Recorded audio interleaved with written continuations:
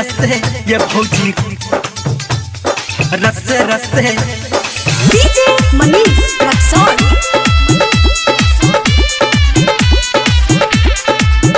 मां Gayatri recording studio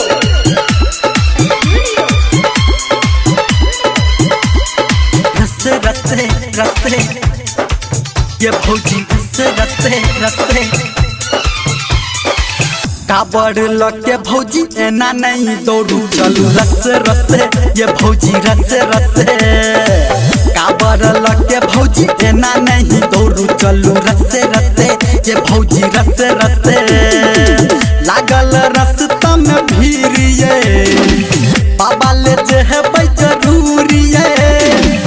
एना नहीं कूदू भौजी आगा पीछा करके चलू रस्ते रस्ते ये भौजी रस्ते रस्ते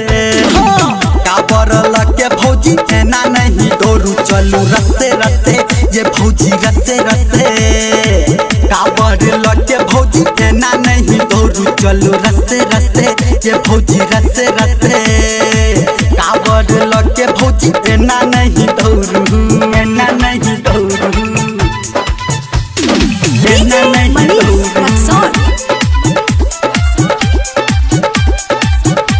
अभी आप सुन रहे हैं सावरिया म्यूजिक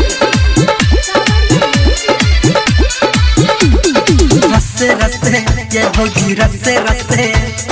रस्ते रस्ते ये भौजी रस्ते रस्ते महिमा भोला के पक्का मारू नहीं एना धक्का बाबा के जल चढ़ेबै आबै छै छोटका कक्का आबै छै छोटका कक्का महिमा भोला के पक्का मारू नहीं एना धक्का बाबा के जल चढ़ेबै आबै छै छोटका कक्का साड़ी में फंस जत डोरिए काबर के टूटी जत छोरिए संग चलू एके बाटे आहा भौजी एना रस्ते रस्ते ये भौजी रस्ते रस्ते काबर लगे भौजी एना नहीं दौड़ू चलू रस्ते रस्ते ये भौजी रस्ते रस्ते काबर लगे भौजी एना नहीं दौड़ू एना नहीं मनीष दौड़ू रक्सौल एना नहीं दौड़ू